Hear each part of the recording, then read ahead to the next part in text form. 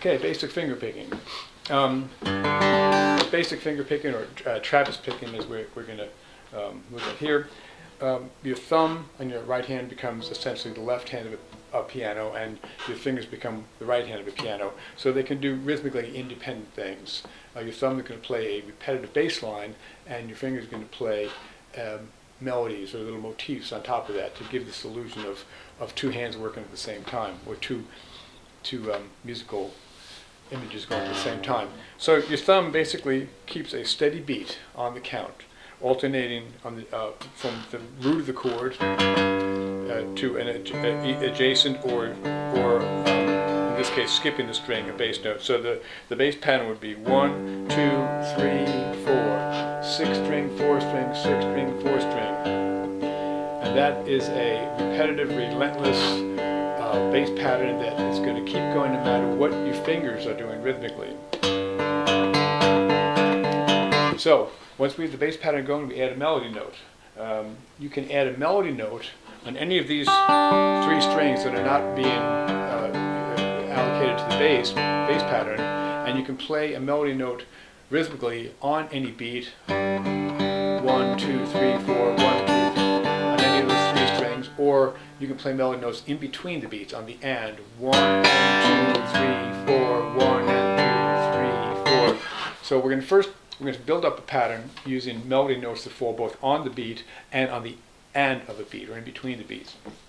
So the first note we'll add, we'll hold the G chord down using your third and fourth finger on the first and second string. This is the fourth string we're going to use. And you're going to play the second string on the first count, which means you're pinching with the bass note. So it's pinch, 2, 3, 4, pinch, 2, 3, 4.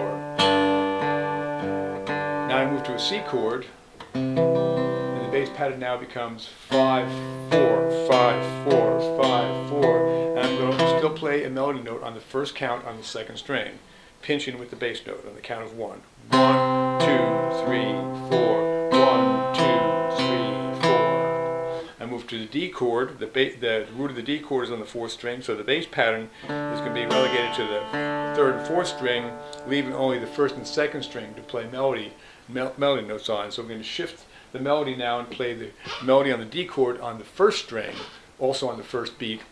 1, 2, 3, 4, 1, 2, 3, 4, and then back to the G chord, playing that second string on the first beat. So the whole 4-measure pattern sounds like this.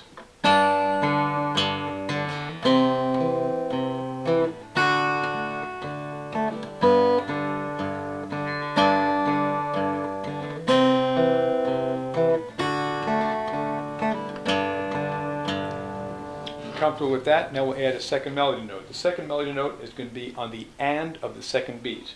On the G chord, it'll be on the, we'll play it on the third string. So the melody notes will be 1, 2, and 3, 4. That melody note fits in between the bass notes. Pinch, 2, and 3, 4. Now you start getting this nice rolling sound, this nice rolling pattern. 1, 2, and 3, 4. 1, 2, and 3, 4. Move to the C chord, the same thing. Bass pattern still on the fifth and fourth string. The first melody note on the second string on the first beat. The second melody note on the and of 2 on the third string. 1, 2, and 3, 4. 1, 2, and 3, 4. 1, 2, and 3, 4. The D chord. Bass notes now on the third and fourth string. Melody note, the first melody note on the first string, on the first beat, the second melody note on the second string on the and of 2. 1, 2, and 3, 4. 1, 2, and 3, 4. The whole pattern sounds like this.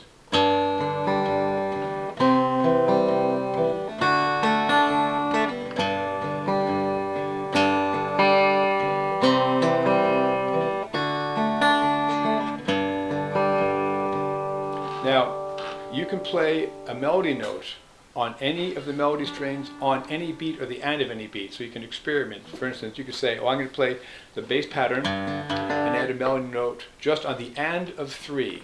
1, 2, 3, and 4. And say a melody note on the and of 3 and on the fourth beat.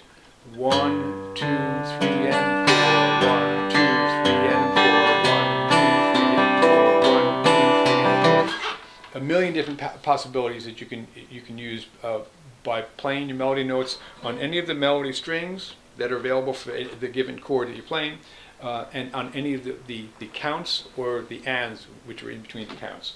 So taking that pattern, and let's add another note. So now we have the pattern. We have a melody note on the count of 1, on the and of 2. 1, 2, and 3, 4. Let's add another melody note on the and of 3. We'll add the second. We'll go back and play the second string again on the and of 3. So 1, 2, and 3, and 4. There's a lot more activity on that melody. Now this is still an accompaniment. This is not a solo per se. This is a pattern, a repeating pattern that you would play in loop strumming.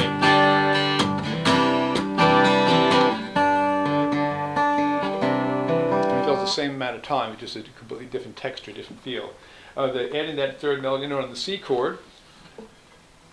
Same melody note on the count of 1 on the second string, on the and of 2 on the third string, on the and of 3 on the second string. 1, 2, and 3, and 4. 1, 2, and 3, and 4. And the D chord, same thing. Melody note on the first string, on the count of 1, second string, on the and of 2, back to the first string, on the and of 3. 1, 2, and 3, and 4. The whole pattern like this.